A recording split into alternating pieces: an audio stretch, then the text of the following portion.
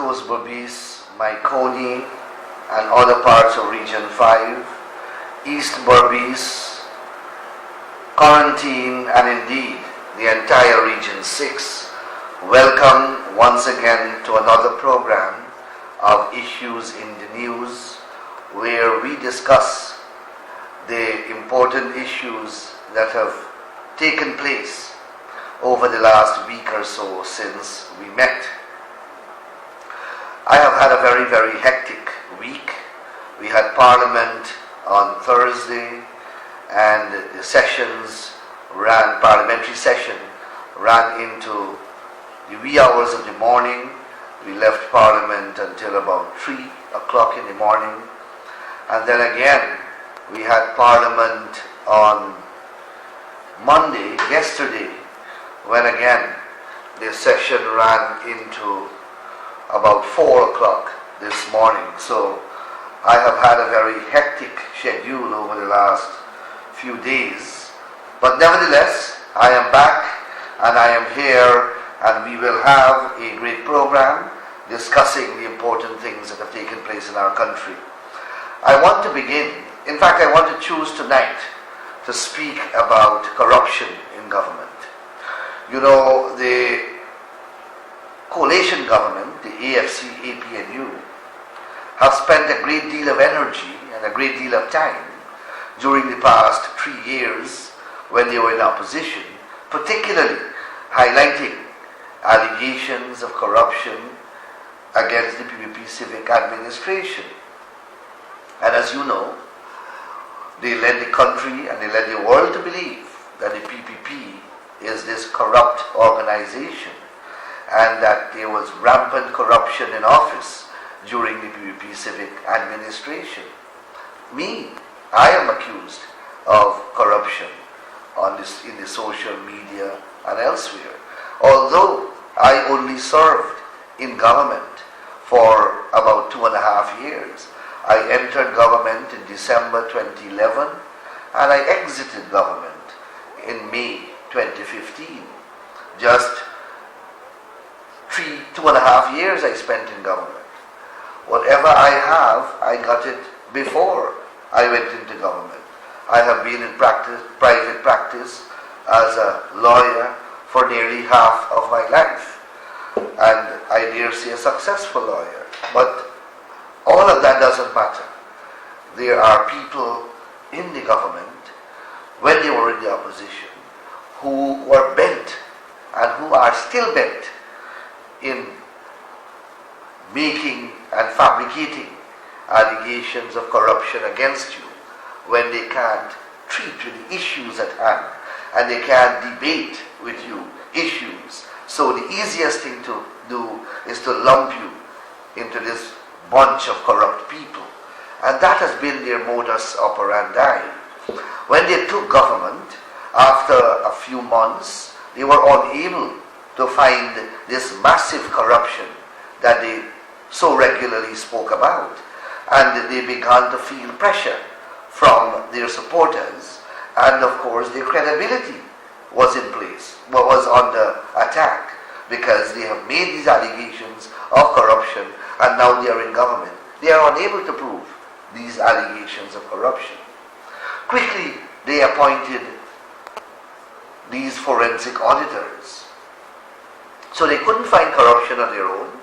They couldn't get the Auditor General to substantiate their claims of corruption. So they chose their own auditors. Christopher Ram, Anand Gulsaran, Nigel Hines, all supporters and cronies of the administration, and along with a few others, they assembled a huge team and paid them hundreds of millions of dollars to do forensic audits into these accounts of the government.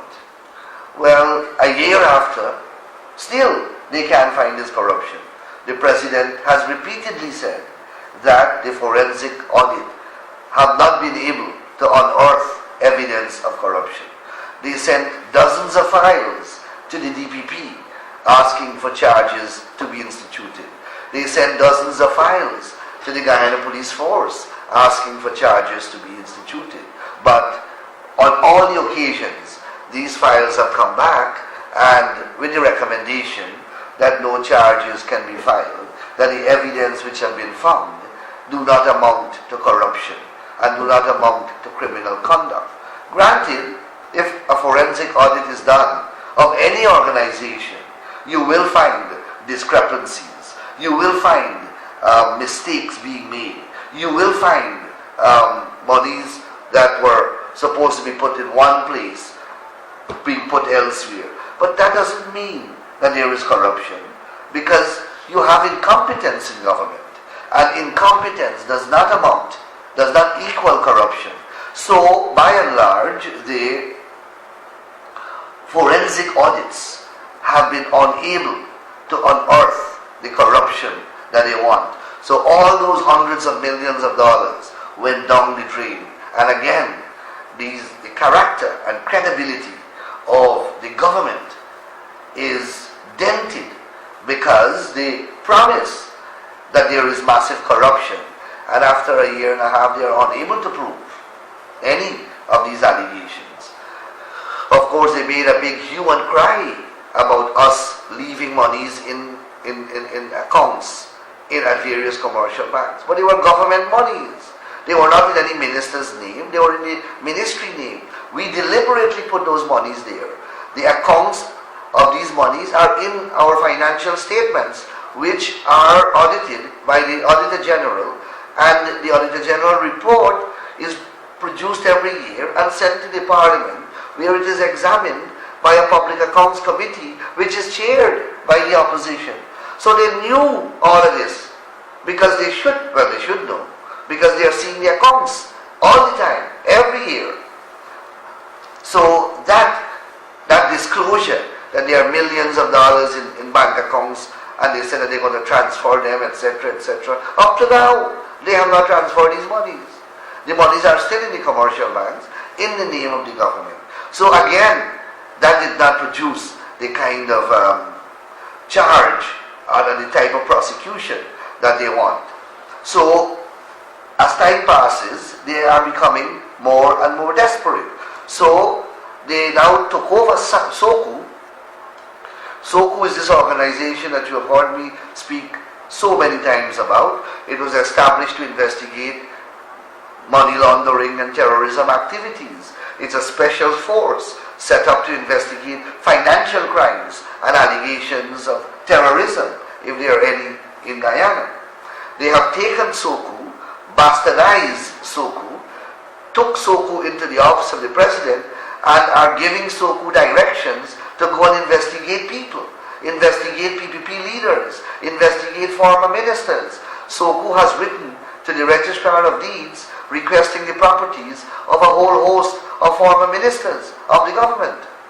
So they can't get much out of the police force, because the police force, they have certain degree of independence.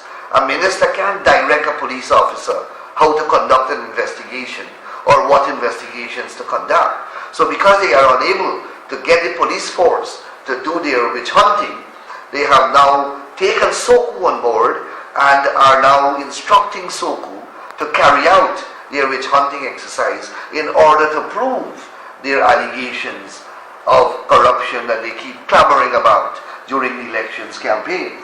And even SOCU, so far, has been unable to unearth corruption. So they are getting more desperate. They set up another organization called SARU in the office of the president, headed by Clive Thomas. That organization also has abysmally failed to unearth this evidence of corruption that they are seeking. Now they are passing a new law to empower SARU now, to make SARU another police force.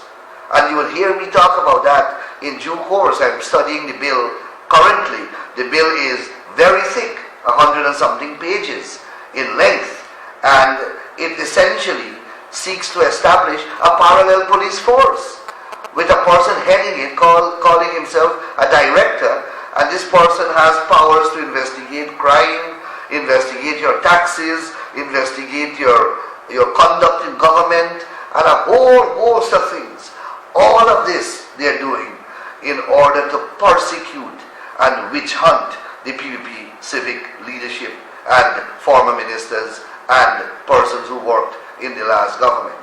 And also they are doing this to prove that they are right because they fabricated these charges of corruption, and so far, a year and more after, they have been unable to prove a single charge of corruption. Look at what they are doing to Omar Sharif, the permanent secretary. They have Kaichor News publishing that the man has $10 billion in his account, and he's told he has, 10 properties, and he's a multi-billionaire.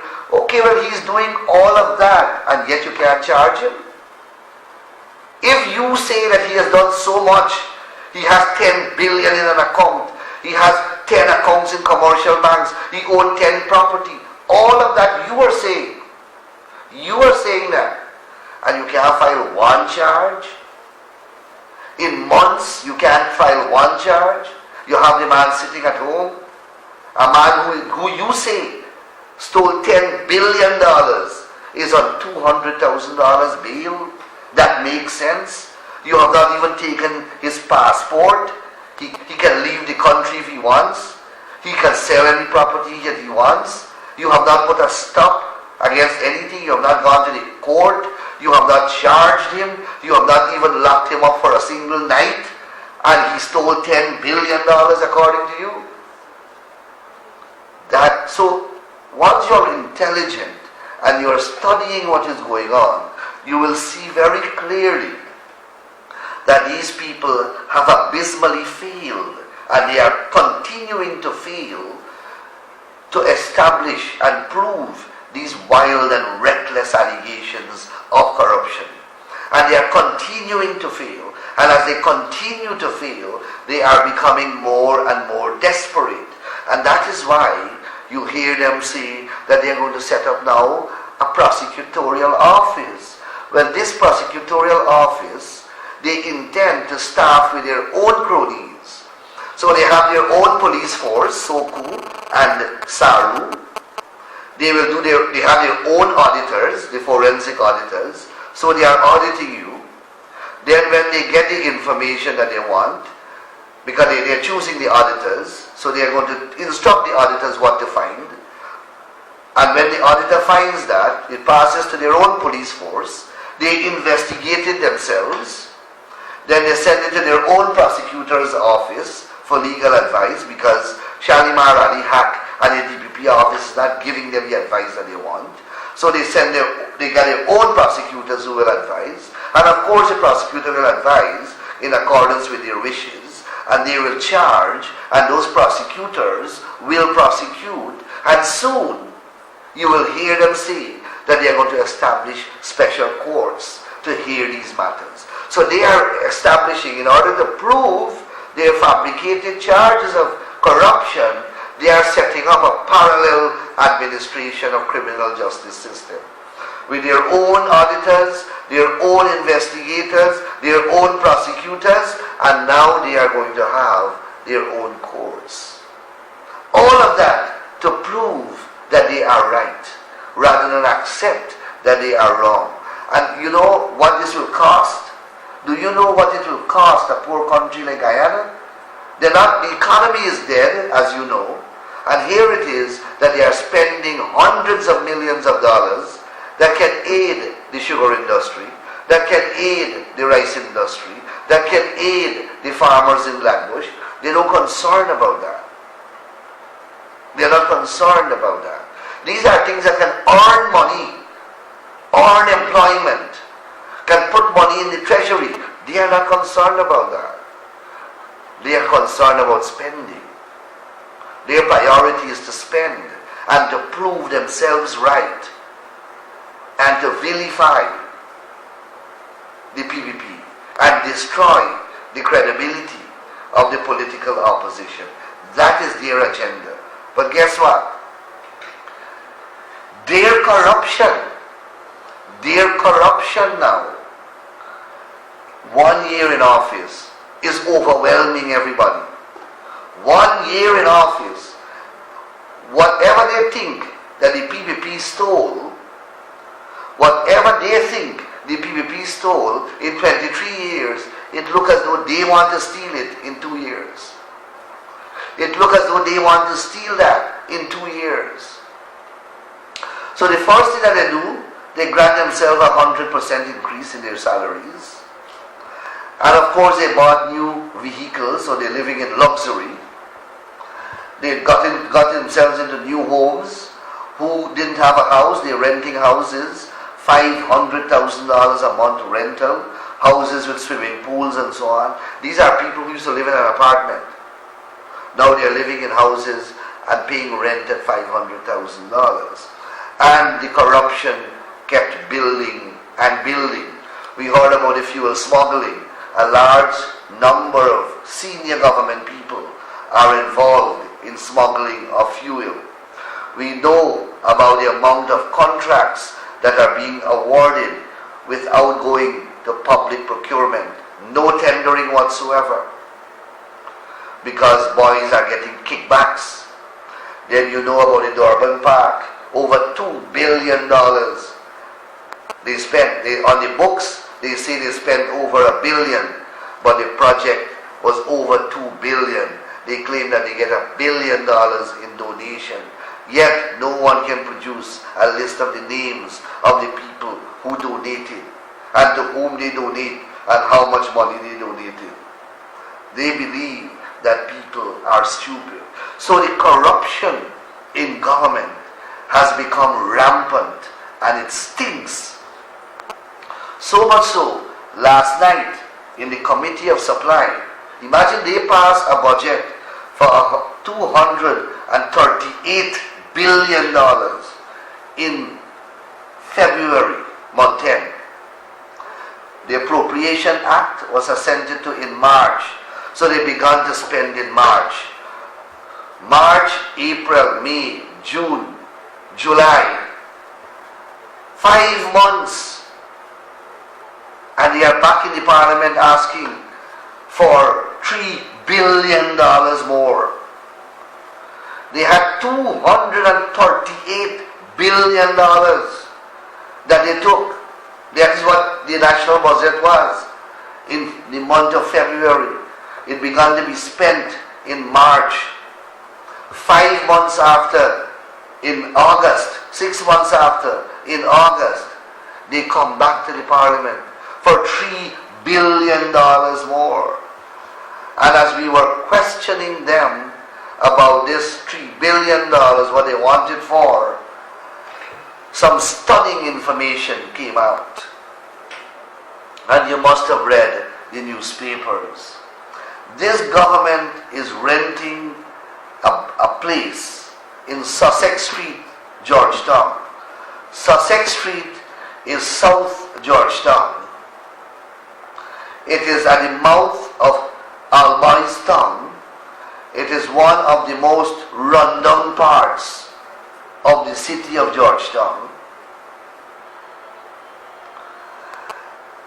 No property of any great value is located in that area, and that is where they see fit to rent a building to store drugs. Now, a bond to store drugs must comply with certain international requirements prescribed by organizations like the World Health Organization or the Pan American Health Organization. Because drugs and pharmaceuticals require a certain degree of refrigeration, and it requires a certain degree of hygiene to permeate the environment in which these drugs are stored. So you can't go and store drugs in any and all place. The building must be certified to meet the international standards. Well, the building is located, as I said, in Sussex Street, Charlestown, Georgetown, next to Albarstown. The building, when I looked at it, I saw photographs of it. It's a 2-story house. It's a 2-story residential building. That building cannot worth more than 30 million Guyana dollars. It can't worth more than 30 million Guyana dollars, which is about 150,000 US. Can't worth more than that. This government, without going to procurement, without publicly advertising, without any form of public bidding, they handpicked one of their friends, a man named Larry Singh. He owns a company called Linden Holdings Inc. Linden Holdings Inc. His name is Larry Singh. Very close confederate of certain members in the government. And they rent him the place. They rent the place from him, this house. The minister said that this house is certified for EU standards, certified by PAHO as a fit and proper place to store drugs. Well, look at the Kaicho News and look at the newspapers, or if you want, you can go on my Facebook page and you will see that I have big photographs of this house. There is no way that it can be certified to meet international standards. But that's not the story. The monthly rental is $12,500,000 a month. $12,500,000 a month. For 1 year, the rental will be $150 million. They rent the place for 3 years. The total rent at the end of the 3-year period will be 450 million Guyana dollars. 450 million Guyana dollars. Over 2.2 million US dollars. That is what it will rent for over a 3-year period. And the building a value of 150,000 US. In a value $30 million. That can't be. It can't value that. Not having regard to its appearance, not having regard to where it is. It is in the ghetto of Georgetown. It is in the ghetto of South Georgetown. And that is what this government is doing. Now this man, his office is located in a building in Middle Street, Georgetown, that is owned by Cathy Hughes. It used to be Sidewalk Cafe on Middle Street. That is where upstairs, where the man's office is, this Linden Holding Company, in Cathy Hughes building. And downstairs, he has a bar where the Sidewalk Cafe used to be. And that bar is the watering hole of all the ministers of the government who drink. That is where they are drinking on Fridays and Saturdays. So you see the incest and the corruption that I'm speaking about? Well, I don't think you want a clearer picture than that. I don't think anyone needs a clearer picture of corruption than that. They always like to vilify and cuss out the new GPC and Bobby Ramroop. But guess what? Bobby Ramroop has the best bond facility, not only in Guyana, but the entire Caribbean. The entire Caribbean. The GPC bond is certified by all the international organizations. And most significantly, for all the years that the PVP Civic bought drugs from New GPC stored the drugs free and delivered it whenever the government wanted it. And another important point that must be made is that our government,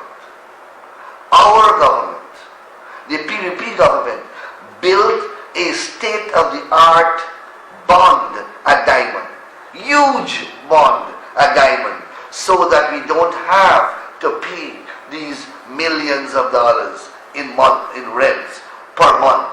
And guess what? The government doesn't want to use the bond, but it wants to give their friends contracts. And don't tell me that somebody not getting a kickback.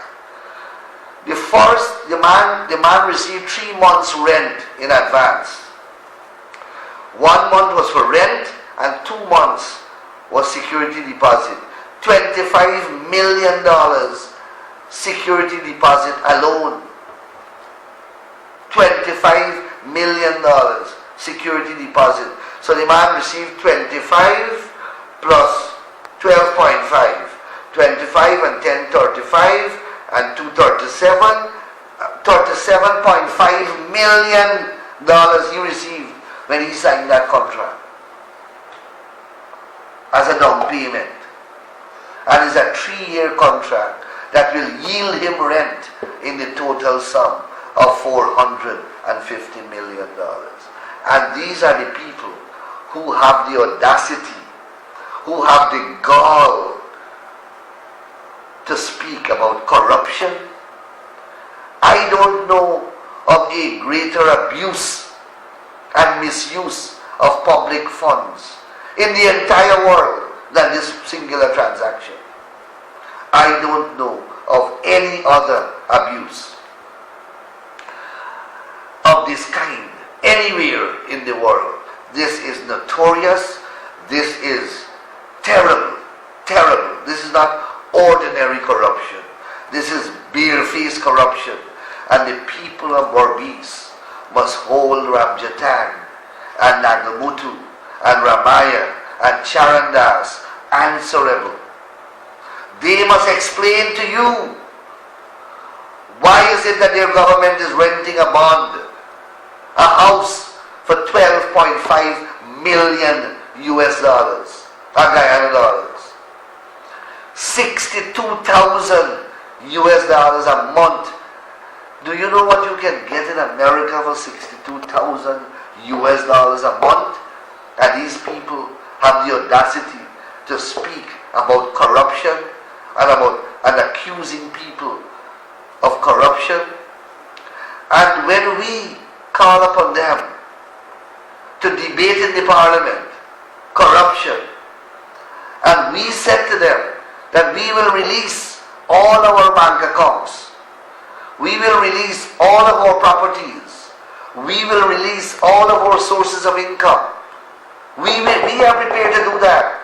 They are accusing us of corruption, and we are saying that we are prepared to make all these disclosures, to say how much taxes we pay, how much income we earn, what we own, irrespective of where they are located. We are prepared to put that out there to the public if they are prepared to do it.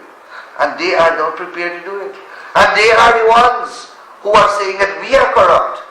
And they are afraid to make these disclosures to the public. Well, comrades, you have to judge for yourself. You have to judge for yourself. You are big people. You are sensible people. You are an educated people. And you will determine to what extent you will allow people to blind you with lies when the truth is staring you there in the face like a bright light. Let me show you another example of the corruption that I'm speaking about. I have here a document. It's a court order. Dipcon Engineering Services. Dipcon, that's a company that builds road. This company sued the PPP government in 2009. The PPP government hired a lawyer, prominent lawyer in private practice, to defend this claim, because we said that we are not in breach of any contract. They sue us for monies and for breach of contract, and we are saying that we are not in breach. So we defended this action. In 2015 November, the case concluded. In 2015 November, after we left government, the case concluded and judgment was granted against the government. On the 21st of October 2015, judgment was granted against the government in the sum of $640 $165,000 US and 1.5 million US dollars, 1,563,368 US dollars, 1,563,368 US dollars, along with 665,000 US dollars, along with costs and in the sum of 1.2 million and interest. That was granted against this government in October, and the Attorney General never filed an appeal. Never filed an appeal. So this government now has to pay DIPCON rather than defend this matter, rather than file an appeal against the matter. They have to now pay DIPCON over $2 million US dollars. They are not defending the matters. They are not defending. They are not, the court ruled against them, they are not appealing. They want to pay this money. They want to take taxpayers' money and pay $2 million US dollars to a contractor. Are you telling me that they are not getting a kickback? Why would you want to pay? When you have a strong case, judges make mistakes, judges give wrong decisions, you have a right of appeal. Why are you not exercising the right of appeal? Why are you giving away state money like this? So that's one case. Let me deal with a second case. BK International. In 2009, BK International, along with another company called Puran Brothers, entered into a contract with the government of Guyana to build a waste disposable site at Haxbush on the east bank of Demerara. It was a $10 million US contract funded by the Inter-American Development Bank. BK joined up with Puran Brothers because the contract requires a company with some experience in garbage management and disposal. BK did not have any, so BK brought along Puran Brothers. As soon as the contract was signed, BK kicked out Puran Brothers out of the place, and BK took over the entire project. From 2010, thereabouts when the project began, it was replete with contractual breaches by BK International. Replete with contractual breaches. They were not the compaction that was used for the garbage was wrong. They were not picking up garbage on time.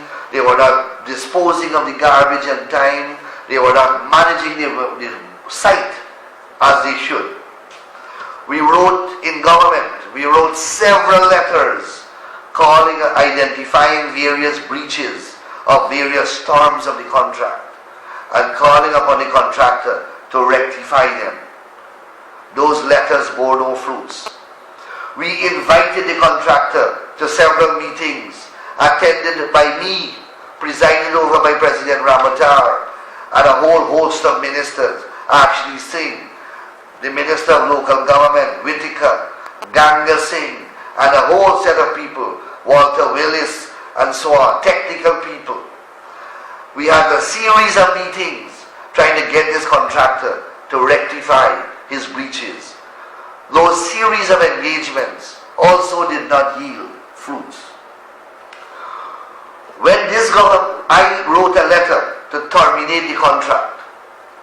I wrote the letter as Attorney General to terminate the contract and for the contractor to remove from the site. That was in 2014. By that time, elections came and there was a change in government. This government, when it took over office, BK International challenged my letter terminating the contract, and the court ruled in his favor. This Attorney General filed an appeal against that ruling of the judge.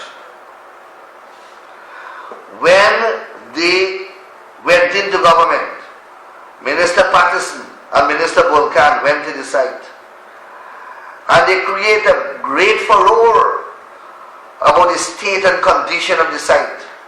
They said that the contractor job was atrociously done.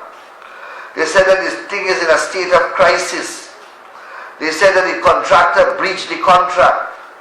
They said that the thing is a national disaster, that it will affect the lives of thousands of people who are likely to get sick.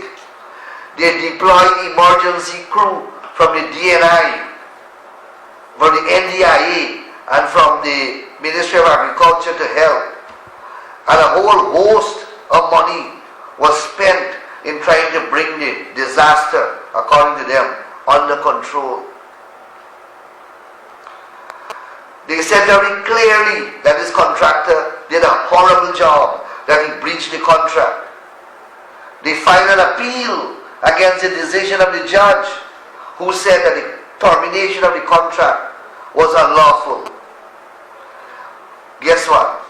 Rather than sue that contractor, rather than file a writ against B&K International and pursue your appeal at the same time, this government reward BK by settling the matter with them and paying BK $1.1 billion. You are telling me that there is not corruption there? That somebody is not getting a kickback? A company that costs you so much. The IDB told us in very clear language, told us and told this government that unless they get rid of that contractor, IDB will no longer fund this project. So bad was the work. And this government, rather than sue that contractor, award that contractor compensation of $1.1 billion. Last night, when I started to ask the minister, because they come to Parliament now for the money to pay the contractor, and when I got Bulkan to stand up and to answer the questions I was asking, he can't answer. He can't answer. The Attorney General, normally a very, very clueless man, he stepped in an attempt to help Bulkan. Of course, you know him. He can't get a sentence correct. And he put the government in more problems because he outlined how bad the work was. He said about the terrible job that the contractor did. Yet he can't answer me why he didn't pursue his appeal. Yet he can't answer me that the contract was so terribly done. The contractor did such a horrible job. Why are you coming here for $1.1 billion to compensate him for? What, you're rewarding him for breaching the contract? But that is the corruption that is taking place in this country. That is case number 2. Let me go to case number 3. Rhodesia. You will remember that the Suriname company, Rhodesia, sued us because of certain taxes which we impose on Parbu beer and Trill drinks that are imported in this country. That we are not supposed to charge them any tax because they are any duties, because they are CARICOM neighbors and we have a treaty with the CARICOM people that we can't charge them. So they took us to the court. In the court, the Caribbean Court of Justice adjourned the matter for me to go back and take that offensive provision in the law out. I took an amendment of the law to the Parliament to get rid of this offensive provision. The Surinamese company tell me that they will agree. They told the court that once this thing is removed, they are going to withdraw their case. I took it to Parliament. Them boys were in the opposition. they kick it out. They controlled the parliament at that time. They had 33 seats. I brought the thing twice. I brought it once. Ashley Singh brought it a second time. They voted against it each time. As a result, the court ordered Guyana to pay $1.2 billion in refund to the Suriname company. 6 million US dollars we had to pay in compensation as a result of the stupidity of this government when they were in the opposition. And guess what? In cross-examination at the Caribbean Court of Justice, I cross-examined the main witness for the Suriname company. And the man explained in his cross-examination that they under-invoice these products when they imported it into the country. That the real value of the products, the real value is they are not selling these products at their real value. They had to lower the price because in order to prove their case that they suffered discrimination and they suffered loss, they had to show that they sold below their cost price in the Guyana market, to show that the other competitors got an advantage over them. So they had to say that they lowered their cost. So I asked the man, I said, okay, when you lower the cost, that you did so at the time when the product entered the country? He said, yes.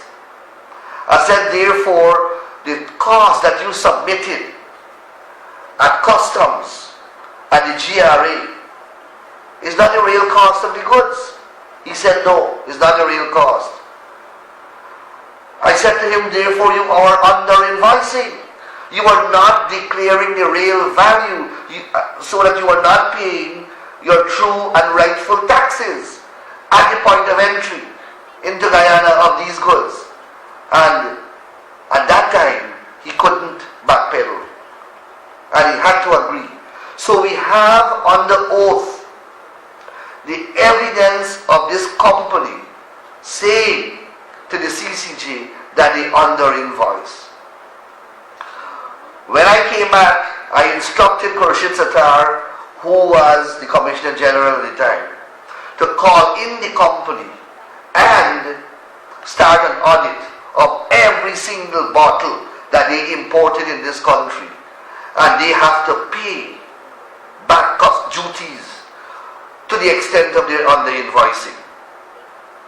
When that process would have been completed, that company would have still owed us and we would not have had to pay them a cent, because we would have set off the $600 million judgment that we got, and we would not have had to pay that company a cent. In fact, the company would have had to pay us, and that is why that company never asked our government to pay that judgment, because they knew that is what my response would have been. As soon as this government got into power, they started to pay $300 million, $300 million US dollars one time they paid. And they paid another installment. They pay off the judgment. A judgment that did not have to be paid. $1.2 billion. Imagine what that could have done for the rice industry. Imagine what that could have done for the drainage and irrigation in this country. Imagine what $1.2 billion in drugs could have done to the New Amsterdam Hospital and all the health centers in this country. That is how they are sharing away this money. Because again I'm saying that somebody got a kickback when they pay that judgment. And I have 4 other cases that I want to talk about, but we are running out of time. All of it. And I'm going to write my article for next week, and I'm going to detail these things to show you and to show the country the level of corruption that is taking place in this country. And these are the people who are accusing the PPP government of corruption.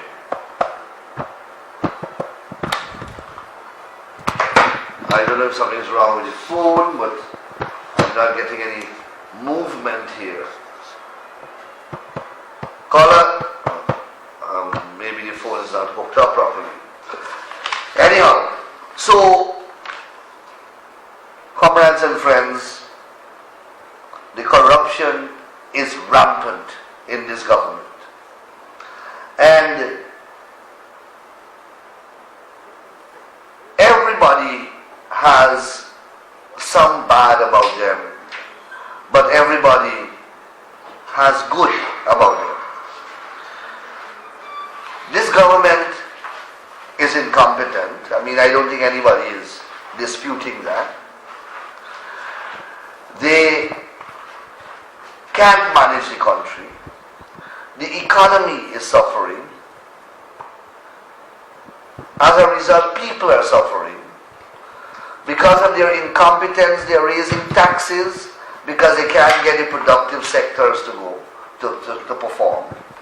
So, and they're running out of money to do absolute foolishness because they're not making sense what they're doing with the money.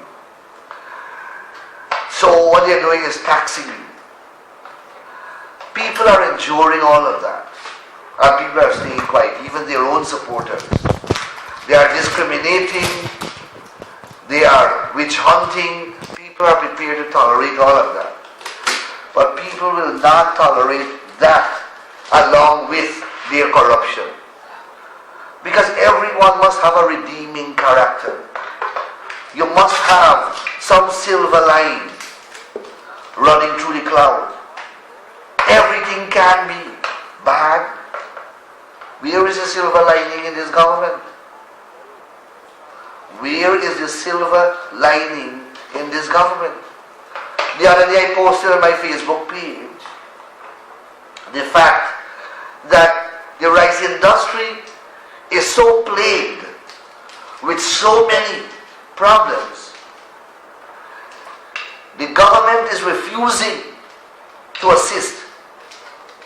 The government said clearly to the farmers, rice is not the government's business. We submitted an 11-point plan to the government. Among the things that we are asking the government to do in order to help the rice farmers are: 1, remove taxes on equipment and materials connected to the rice industry. That's what we asked for.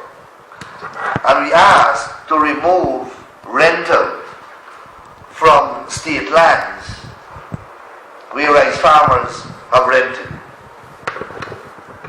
We asked, those are 2 of 11 things that we have asked the government to do.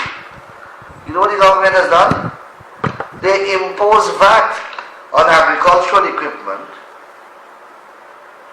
impose VAT for the first time on agricultural equipment, and has now signaled an intention that they are going to raise rents at the MMA.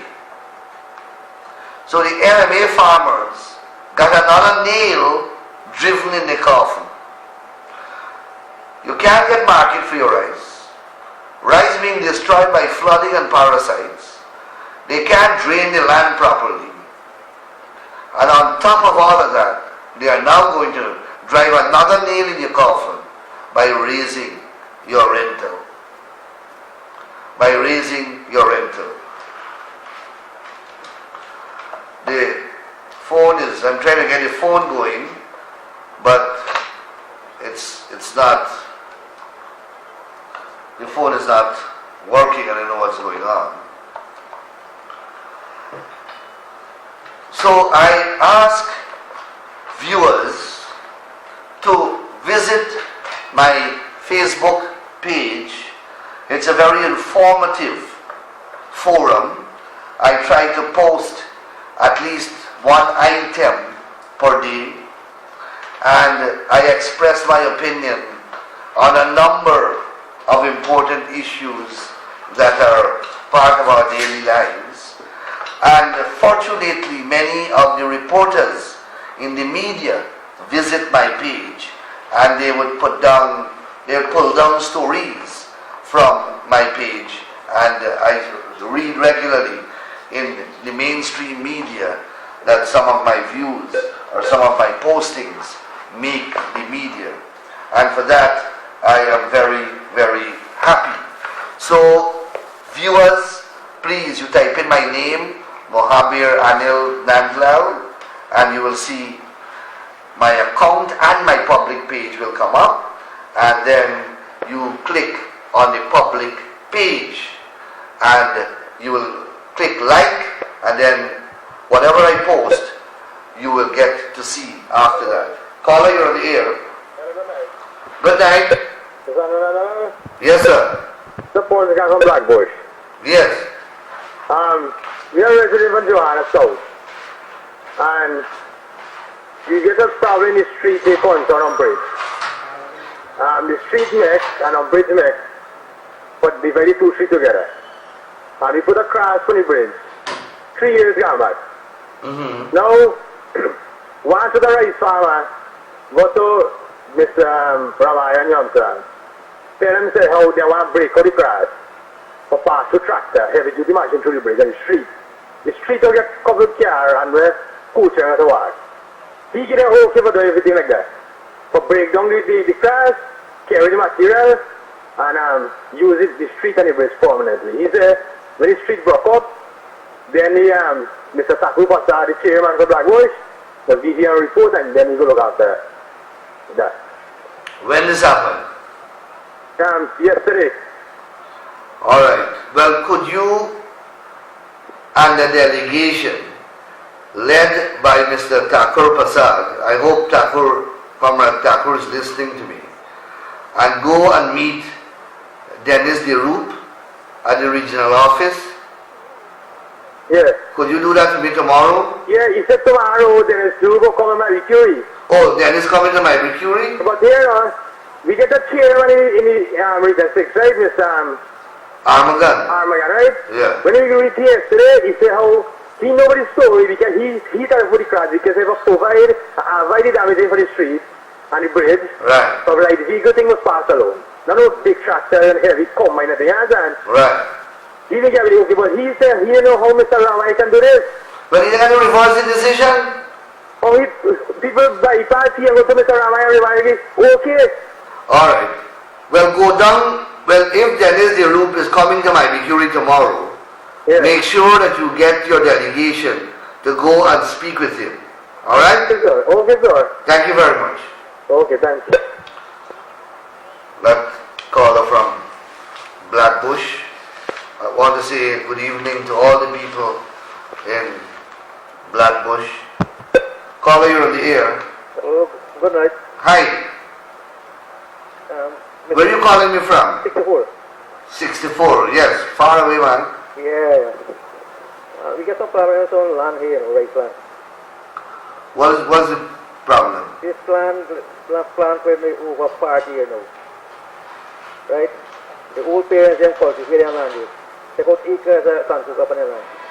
Now the people, the man who say he own the land, claim he want 8,000 acre per crop, where we used to pay 4,000 acre a year. Now that's double the thing. But you all know that sounds like a legal issue, you know, man. You have a lawyer? No. But the persons who are affected Yeah. have to form themselves into a group Yeah. and go and consult a lawyer and let the lawyer advise you on what to do. Yeah. Alright?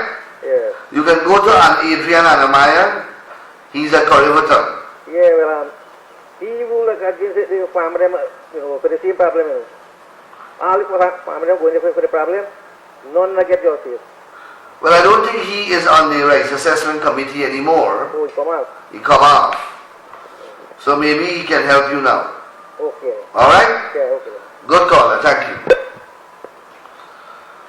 Yeah, time is going. We are about program time. I did a lot of talking in this program. I only realized that just now. Caller, you're on the air. Good night, sir. Good night. Where are you calling me from? Good luck. Bushlat? West Coast? Yes, sir. Yes, I noticed the Minister of Agriculture said that you have to raise the rent at MMA. Yeah, that's what he said. Yes. MMA have to provide certain services to the farmers. This government not check on services, man. You know understand what I tell you? They know. Well, here It's just raise tax, raise rent, raise fees, whatever they can raise. They want to squeeze every drop of blood out of the population. I understand that, sir. But I'm saying, They're not concerned about returning service. like dam and so on, they don't have not even a piece of equipment to make no dam. You know? And all the dams in a deplorable state. I know, I saw some pictures Yes. of the state of the dam. You know, you're not kind of we have even inside. I know. Right, sir. Well, look, what we have to become proactive. You have to get the rice RPA. And I do a protest in front of the MMA. I will speak to Siraj if you all are interested. Yes. Yes, sir. Right? And these people they have to know, they try to raise the rent at a place called Hope, at Hope Estate. And I got the people to protest. And I sent lawyers letters. What am I saying? And they put the decision on hold. What am I saying? You said the rent is very, very old. You need to be adjusted. That only 85 or 80 that this is the story about. They want to a place where hold and live. If that rent not where pay the tax there for the land house. If that is the 60s that thing happening. I know. That we not say they adjust too. But comrade, alright, thank you, caller. Good. These people don't understand that the state does not provide these services to make a profit. These guys believe that they're running a business, they're running a government, it's a welfare state. A welfare state has a duty to provide land for its people, like a house lot. When we share house lots in this country and charge you 100,000 and 50,000 and 200,000 of a house lot, you think you think we're selling you a house lot? That is not the cost of a house lot. We are subsidizing them. The government was subsidizing that house lot, and you were only paying a fee. These people run the government to make profit. Caller, you're on the air. Caller? Hello, good night. Good night. Could you lower your TV, please? Come on, time is of the essence. Mr. Nandela. Yes. Yes, this MMA, the rent. You tell me. They didn't tell you all the time about rent. All of a sudden, they just send this rent rate, the rent money, 100 and how much thousand. I have married from since 2011. Yeah. 4 years. Every year I'm going twice a year to pay the ads. The person who is giving me that thing, they will say, well, look, what happened to rent? No. Then they tell about rent. Then they'll come and just give you $100 and how much $1,000. I went to Mr. Charles, they can't read it for it. And you know what? They are not providing the services. If you read your MMA lease, alright? That's what they asked me, but you see, I didn't read it. That's what Must read the MMA lease, and you will see that the lessor has obligations that they must perform. They are not performing their obligations, but they are now want to alter the contract to increase your rent. Well, if you don't agree to that, then they cannot increase that. They have to go to the court. And I am advising all rice farmers tonight on this television, do not concede, do not agree to the increase of rent. The law is very clear. The landlord cannot unilaterally raise rent, especially against rice farmers. You are protected. Alright? Yes, thank you. Good. And it is not $1,000, you know. It is $1,000 multiply by the number of years that you have the lease. So if you have a lease for 10 years, and it's 4 acres, is $40,000 alone, and then $1,000 per acre. So it's coming up to a lot of money depending upon how much time you have your lease for. Caller, you're on the air. Good night, Mr. Nalal. Yes, you are the final call. Yes, I see something in the news this time of thing. They put up some pictures of some people who drink and drive, right? But I wonder to know why when Mr. Gregor is releasing the criminal, why they're not putting the pictures and mention what offense they have committed. Very good point. Thank you very much, caller. We will close with that. The caller is making a very fundamental point that persons who are being charged with drinking and driving, their photographs are being displayed publicly on the television and I believe in the newspapers. But the persons, the convicted felons whom President Granger is pardoning, we are not allowed to know even their names. More so their photographs. Their names we don't know. Why they are being pardoned, we don't know. What offense they were convicted for, we don't know. And the people are saying that